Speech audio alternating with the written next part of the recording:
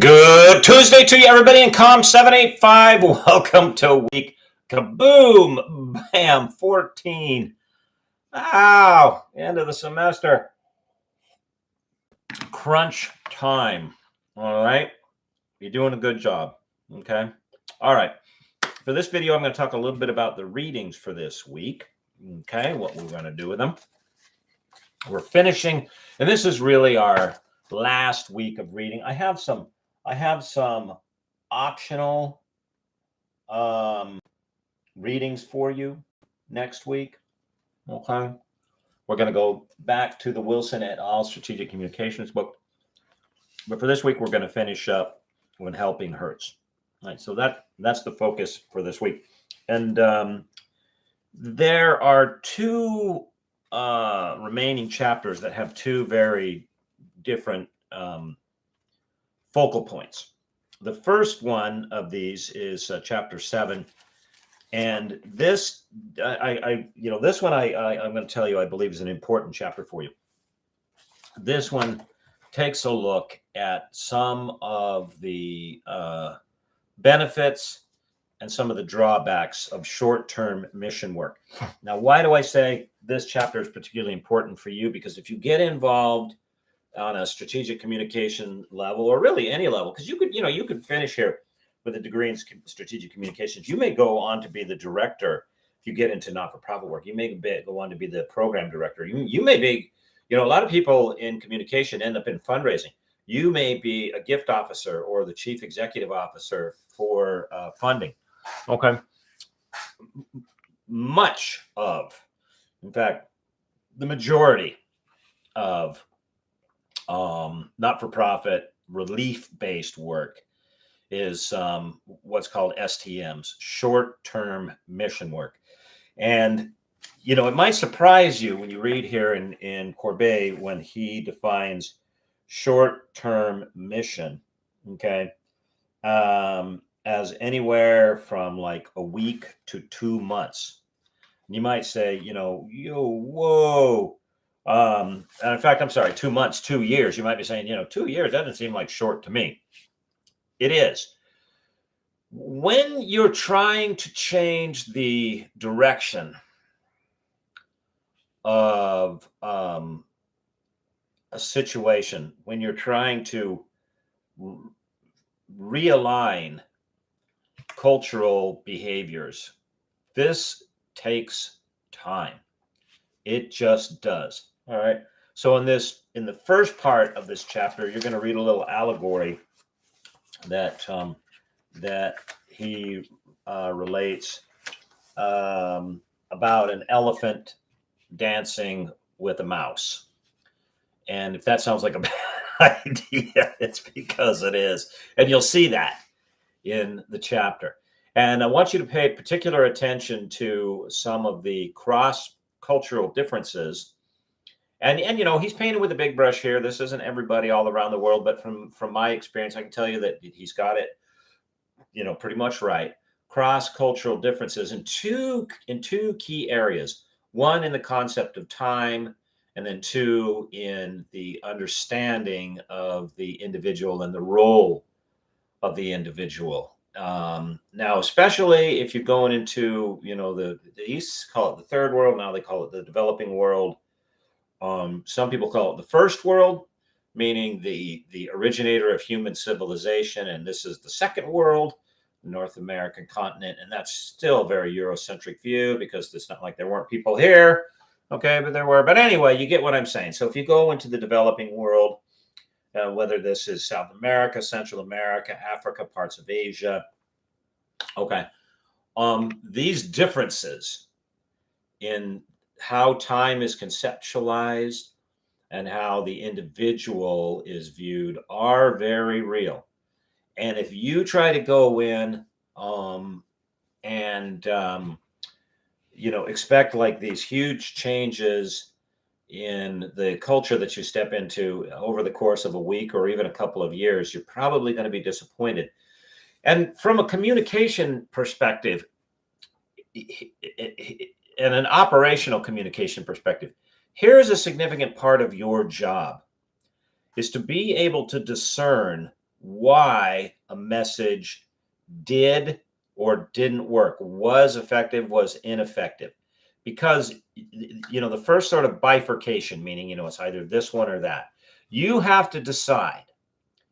Let's just say, because in this instance, he's talking about short-term missions and some of the reasons that they don't work. All right. So let's say that the mission didn't work. Okay. You go, okay, well, the communication didn't get there.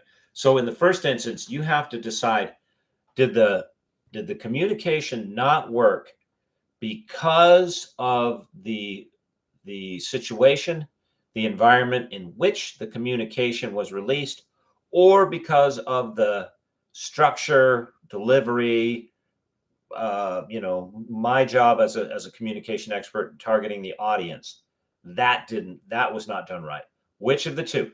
Because you can target the right audience and you can structure the right communication, but if it's turned loose in an environment in which it cannot fulfill the ends to which the means are designed, it's not going to work, and you get frustrated. And the people for whom you're responsible to do communications, and that's in not-for-profit work, that's in some way, it almost always revolves around raising the money. They're going to get frustrated. So it's in your best interest to develop a skill set that will let you ascertain, and this is true whether you're in not-for-profit work or not, by the way, to develop a skill set that lets you ascertain, especially in the instance of failure, which of the two broad categories is responsible for this? Where did I go wrong? Did I craft with the right words, the right structure, and turn it loose in the right platform, but it was in an environment in which it was never going to work? Or it was in an environment in which it might have worked, but I didn't craft the message right. I put it on the wrong platform. The timing wasn't good, et cetera, et cetera. Learn to make that distinction. All right. So in the case of short-term missions, there are two major cultural differences that he brings up for you to be aware of, and that should inform, again, if you find yourself in this work, your communication process. One of the things that I did when I was working a lot on the continent of Africa and throughout the Middle East, especially on the continent of Africa, I worked with indigenous not-for-profits, those that had come from the countries themselves. I work with one from Uganda for almost, I don't know, I think I worked for these guys for like 3 or 4 years. Okay. And one of the main things that I did was walk them through, show them how to communicate to Westerners. And because it was a British colony, the lingua franca, the common language of Uganda, is English.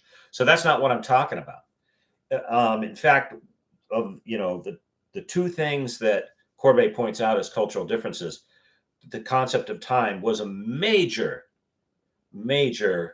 stumbling block for this organization. They were not only were they not raising the money that they needed, they had a very big operation. They were operating in 26 different African countries, and they were not able to keep up with their expenses. They not only did they have a major budget for this operation, but they brought me on because they were in jeopardy of losing major funding from the country of Sweden, from their Ministry of Development and Foreign Aid. And, one of the things that I was able to ascertain is, although they were writing and talking in English, they weren't structuring their communication in a way that the Swedes could understand. Why do you do this? And one of the main sticking points was this concept, this conceptualization of time. In fact, they asked me, as part of the work that I did for them, they asked me to come to a big conference that they were holding to celebrate their 10-year anniversary, and they were holding it in Botswana. And they asked me to make a thorough assessment of the not-for-profit and then give a presentation about it in Botswana. And so I did. And I was very candid. Some of the things that I said, highlighted their good stuff, and some of the things that I said pointed out some of the places where they were making some mistakes. And one of my takeaways was the minister from the Office of foreign aid and development from Sweden said when she got up immediately after my talk, and she said, I live in a country in which if the bus says it comes at 3:45, the bus comes at 3:45, not 3:44, not 3:46. The bus comes at 3:45. And after her talk, I spoke with the head of the organization. And he was a pastor. He's a very nice guy. He and I are still friends to this day. His name was Edward. And I said, hey, Ed, I was like, yeah, I think that was really useful information that she gave us. Did you hear that? And unfortunately, at that time, and I just started working with him, unfortunately, at that time, he did not hear what she said because he said, oh, yeah. They always say that. They always say, we have reports and deadlines, and we have got to get that information from you because when you file your reports, we have superiors that we have to be responsible to. And they do not understand that if they say, the bus is at 3:45 and then we turn around and go, oh, yeah, but don't worry, we'll show up to the bus stop at like 4:00 or something. They don't understand that. And he said, yeah, they're always saying that. And, and then he said to me, and I was just sort of listening, going, yeah, man, dude, you are not getting it. And he goes, yeah, and we have a saying here in Africa. We say that while you Westerners invented the clock, we Africans have all the time in the world. And as I was standing there listening to him at this conference, I thought, maybe. But you don't have all the time in the world if you want your $5 million budget renewed from the nation of Sweden. Because here's someone that just told you we are a lot more linear and focused in a mechanical way about time than you are. So what I did, starting from that project and then unfolding into other ones, was teach these organizations how to speak to the West, how to speak to Westerners. So that first chapter takes a look at some of the pitfalls of short-term missions. Now, it's not exhaustive. In fact, it leaves a lot out, but he's like, hey, we can't go into everything here, and then has some suggestions as to how you get around it. Okay. The last chapter 8, which I too think is an extremely important chapter, talks about how there is much in the way of not-for-profit and relief work right here in the United States. We tend to think, oh, we got to go abroad and we got to get into these countries and those types of appeals are probably, I was going to say, the most frequent ones that you see, but they might be the only ones that you see. I mean, let's ask the question off the top of your head. Can you recall in the last, I don't know, pick a time frame, 6 months, seeing commercials for organizations that are working for relief of the poor right here in the United States? Say, weigh that against, South America, Central America, Africa, Ukraine, Syria. I mean, pick another country besides here. I'm hard pressed, and I watch for these things. Now, granted, I don't watch commercial television, so maybe there's a communication stream, a platform that I'm missing. I am missing because I don't watch it, in which these things would be found. But I'm willing to bet it's not very many. Chapter 8 takes a look at and asks the question, in fact, it's called Yes in Your Backyard, in Our Backyard. To get us to consider, maybe the best work we can do is right here. And in this chapter, Corbet is coming full circle. Because if you remember when we started the book, like Pallotta, right?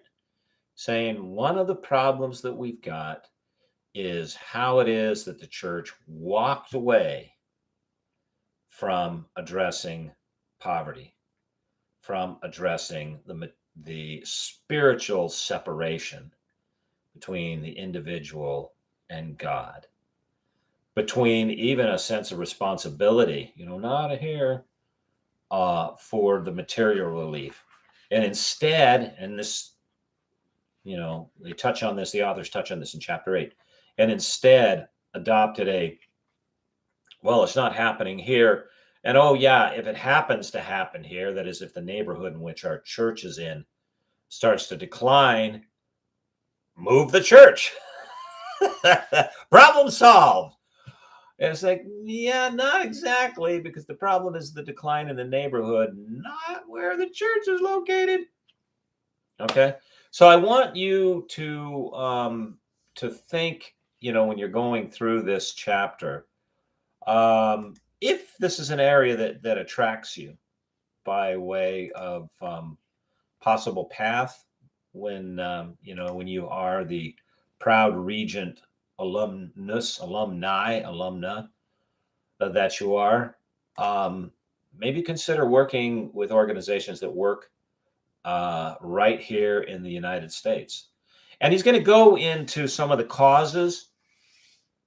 And again, this is great ammunition for you as a communicator. He's going to go into some of the causes of this endemic, meaning it never goes away, poverty. He'll talk about broken systems and broken individuals, because I think I mentioned this in the other video. Right now my town is having a series of meetings about money that's being spent on the homeless in our town. And I'm going to try to attend, okay, and bring my voice as a member of the community, and as someone that probably has, some experience in doing relief work that a lot of others don't. Okay. You got to be careful about how you couch this. When people are there really trying to help, okay?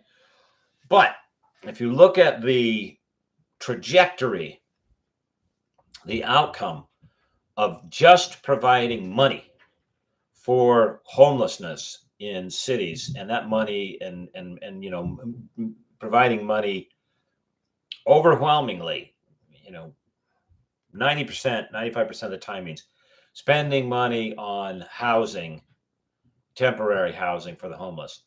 The net effect, the net outcome, is to increase the number of homeless in the community, because most homeless, except for some large areas that have poor satellite areas around them, and you're going to read about this in Corbet, how poverty is moving into the suburbs. So like in New York cities, but most cities, the homeless are not from the city. That the United States is a highly mobile culture, and that's across the board. The mobility is there with the homeless too. In fact, here's an interesting book, The Sunset Route. The author is someone who goes by the name of Carrot Quinn, and she was homeless for many years, grew up in a very, very abusive home, and ended up in a foster home. And just as the name suggests, or you see on the title or on the cover, you see a train there. She ended up in this sort of underground river that pulses around the country, hitchhiking and jumping trains to get from city to city, living homeless. And that's true of a lot of homeless. So if you throw out money, that tends to attract more homelessness, and it doesn't get at the root causes of homelessness. Now, for those of you, and I think Ranesh, that are doing projects to deal with, sort of look at homelessness and to deal with homelessness, you'll know from your research that one of the major causes of homelessness in large urban areas is lack of economic opportunity and affordable housing. Okay. Throwing money at temporary housing for homelessness doesn't provide economic opportunity, and it doesn't raise the wages that allow someone to afford housing. So although it's doing something, All right. It's not doing the thing that's going to fix the thing that you're doing it for. So, chapter 8, what I want you to get out of there is a couple of takeaways. Number one is, the awareness that this is going on right here. And then number two, what are some of the ways to address the needs, the three primary needs? And Corbet is going to go through this of the poor in the United States. We got problems right here at home. Okay. All right. And then that's the last of that book.